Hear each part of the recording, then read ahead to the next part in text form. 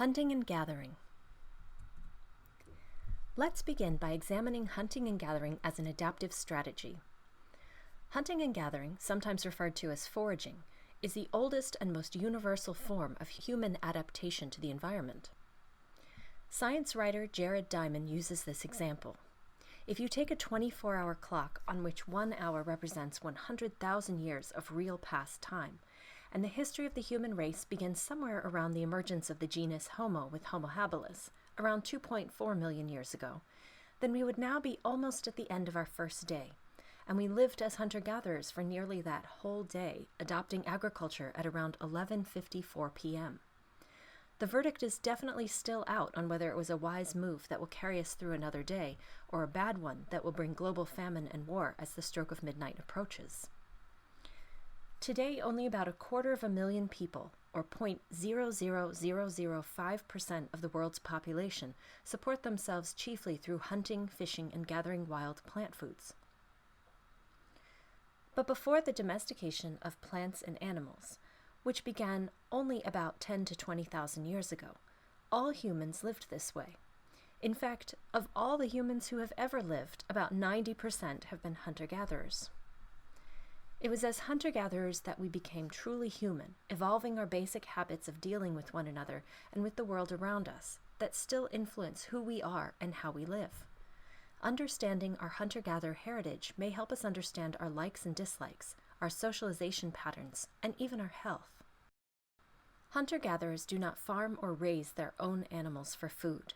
Instead, they follow the wild, natural sources of food, usually moving about a great deal over an established home range, the size of which will depend on the distribution and reliability of the resources it contains. The groups or families that travel and live together tend to be fairly small, from 20 or 30 people up to perhaps 100, though they may come together in larger gatherings at particular times of year. These small groups are able to travel together easily and maintain good social relationships, as well as being able to live comfortably off the limited resources in their environment. One effect of this mobile lifestyle is that hunter-gatherers tend not to own very much. They may build temporary base camps, which they stay in for a few days or weeks while they exploit the resources of one particular area, but they usually don't have established homes anywhere to keep their stuff, so they only own what they can easily carry around with them: essential tools, a few clothes and decorations, and so on. The social structure imposed by hunting and gathering results in several common cultural characteristics. Since they move around so much and need to travel light, hunter-gatherers have little chance to accumulate luxuries or surplus goods, and the fact that no one owns significantly more than others helps to limit status differences. Age and sex are usually the only sources of status difference. Perhaps the most important characteristic of hunter-gatherer societies is their egalitarianism, a fancy word for having little social differentiation in power or status. It's hard to exert much authority in a mobile, loosely organized society. People who don't like a would-be leader's decisions will just vote with their feet and clear out. Further, each member is reliant on the others for their survival. The sharing of food among hunter-gatherers is an important feature of this egalitarian society. There's no urge to hoard and no advantage to hoarding. Food resources are all shared within the group. A person who is wealthy in industrial nations' terms, because they may have hoarded many possessions or much food relative to others, would be a deviant in these societies. Refusing to share is morally wrong in this society, an ideology which benefits everyone in the long run, since if you share with others when a big find comes your way, others will share with you when times are thin on your end.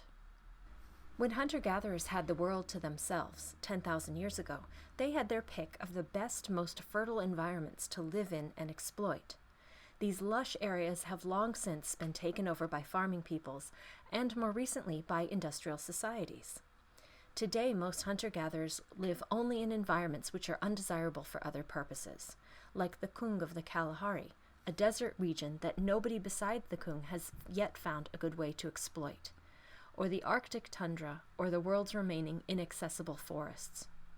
Until recently, it was assumed that hunter-gatherers were just barely eking out an existence, working through every day to scrape together enough food to survive. This idea was based not on studies of fact, but on Western assumptions about progress. Many assumed that because hunting and gathering is a much older way of life than industrial agricultural civilization, that the latter must be inherently better, and that hunter-gatherers were living a primitive or undeveloped way of life. In reality, hunting-gathering lifestyles are very highly developed. It takes a great deal of knowledge, skill, and social organization to live this way. They're just developed in a way that's different from industrial society. More than 300 years ago, the English philosopher Thomas Hobbes described the lives of hunter-gatherers as solitary, poor, nasty, brutish, and short. Most people, including scientists, have continued to assume this was true up until the past couple of decades, when human ecologists and other kinds of scientists began to look objectively at the lives and health of contemporary hunter-gatherers. What they found was hunter-gatherers get plenty of food and very well-balanced nutrition, have good physical health overall, have more free time than people in industrial nations, and are much less likely to starve in periods of drought than neighboring farming groups.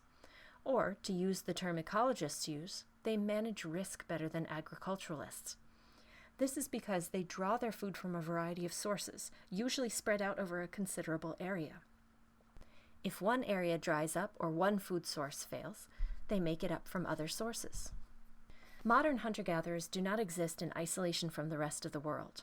All have some degree of interaction with neighboring farming communities, trading meat and other foods they gather for farming produce and other outside commodities, like manufactured goods. It's important to understand that people in the world today who subsist on wild game, fish, and plants are not just following an ancient way of life because they don't know any better. They are doing it either because they have been forced to by outside circumstances, or because they simply prefer to live this way. Foraging is a rational response to certain ecological, economic, and socio-political realities, and it's not a bad way to live. In some cases, they find the way they live so much preferable to the alternatives that they go to great lengths to avoid adopting other ways of life. One Kung bushman, when asked why he hadn't emulated neighboring tribes by adopting agriculture, replied, "Why should we, when there are so many mungongo nuts in the world?"